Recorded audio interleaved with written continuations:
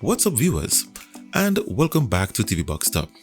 Today I have a budget-friendly Windows 11 Intel Core i3 NUC mini PC from GMKtec called the G3 Pro.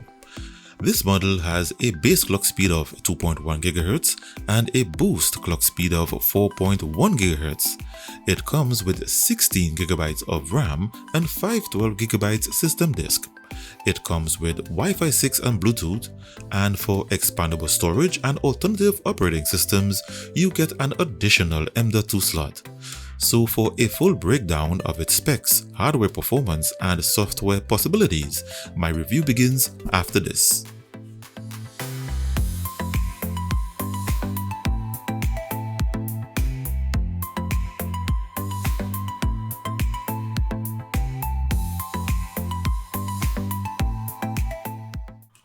And welcome back. So after the unboxing, in the box you get the G3 Pro model itself. You get one HDMI cable, a 12 volts 3 amps DC power supply, a mounting bracket and screws, a warranty card, and a multilingual user manual. Its design consists of a plastic outer shell with the GMKtec branding at the top. For I/O, it comes with two HDMI 2.1 4K 24Hz display ports, two USB 3.2 ports, one RJ45 gigabit LAN port, a headphone jack, its DC input socket. At the front, you have two more USB 3.2 ports, a built-in microphone, and an LED power button. On both sides, you have intake vents. And its bottom panel consists of 4 anti-skid rubber feet, cutouts for wall mounting, and screw mounts for the included bracket. They have also located its internal cooling fan and vent at the bottom.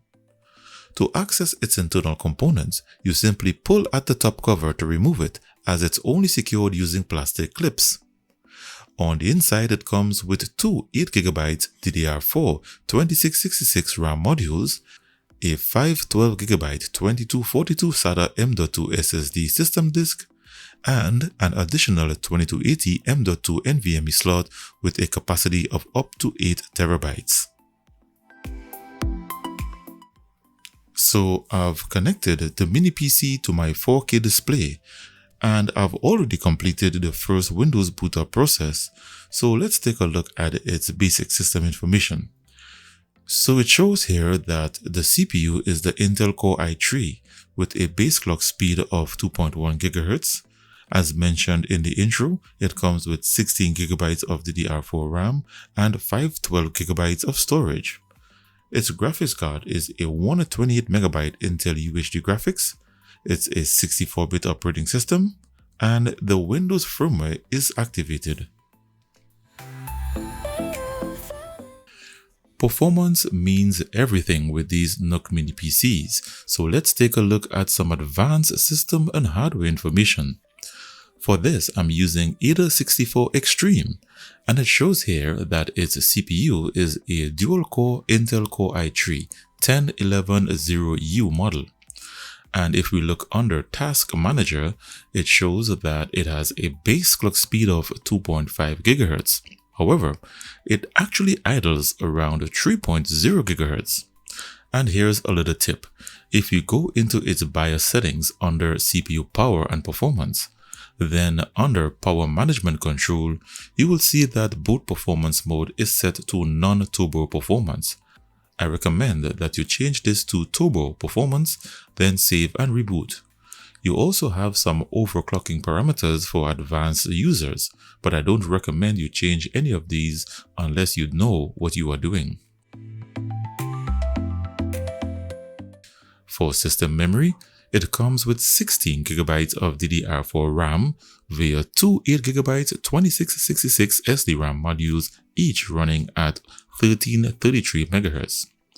Its GPU is the Intel UHD graphics for 10th generation Intel processors with a base frequency of 300 MHz and a max dynamic frequency of 1 GHz.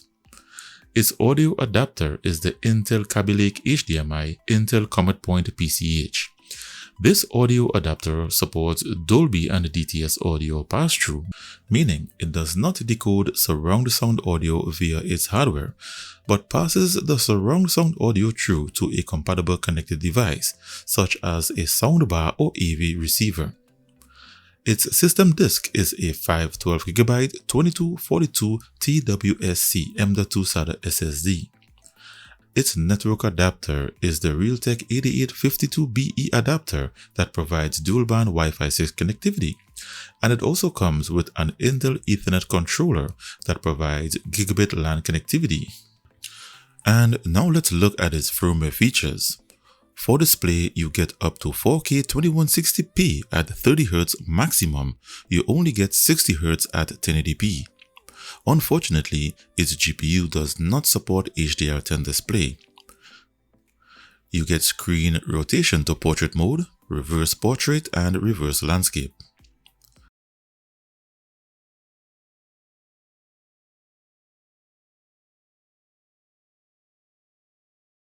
It supports two-way extended monitor display via its dual HDMI ports, and you can even connect a third display wirelessly. It can play 4K videos, but you don't get HDR.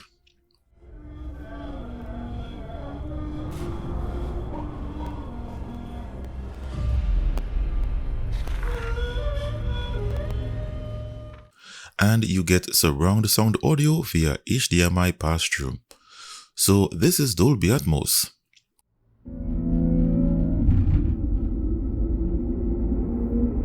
This is Dolby Atmos, the world's first object-based cinematic audio.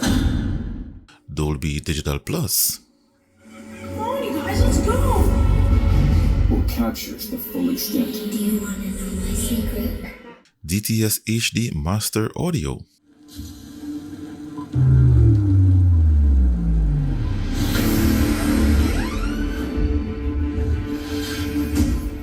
Dolby Surround.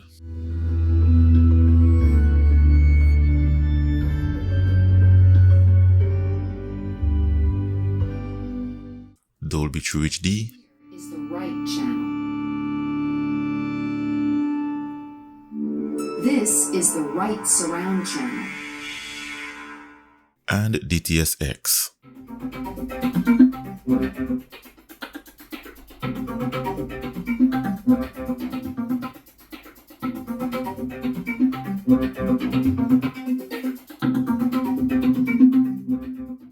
Its gaming performance, I would say, is not very good. Most games you play on it will have to be set to low graphics settings for it to render smoothly. As you can see in this demonstration, I had to set the display and graphics settings to low, which results in some pixelation.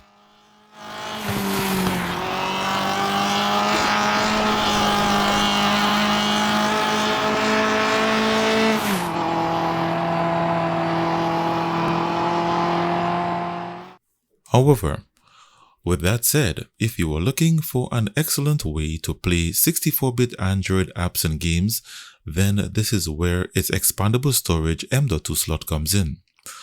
With alternative operating systems such as FydeOS and Android X86, you can install them separately without affecting or sharing your system disk or having to partition it. So for this demonstration, here I'm running FydeOS, which is ChromeOS with an Android subsystem that allows you to run any Android app or game in a 64-bit environment. With this operating system, you get Android hardware performance that no Android box can come close to. For example, you get CPU performance at its boost clock speed of 4.1 GHz from the Intel Core i3 CPU.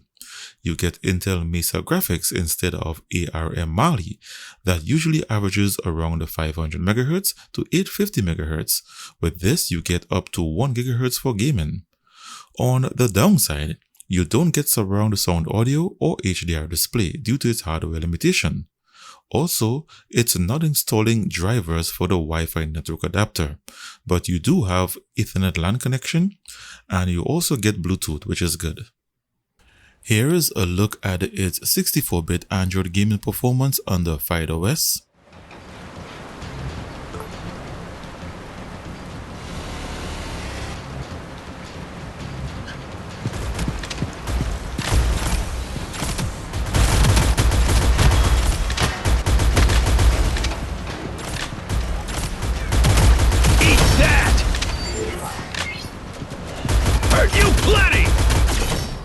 And here is a look at its Antutu benchmark version 11.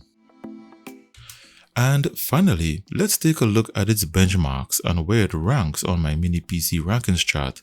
First, a look at its RAM transfer speed and its system disk sequential read and write speeds. It has a peak transfer speed of 11,074 megabytes per second. Its system disk has a sequential read speed of 460 megabytes per second and a sequential write speed of 453. It has excellent Wi-Fi and Ethernet LAN speed bandwidth. Its 5 GHz band and its gigabit LAN port achieved the maximum speed of my network, and its 2.4 GHz band averaged around 174 megabits per second. Its CPU generated a Geekbench 5 score of 828 single-core and 1468 multi-core.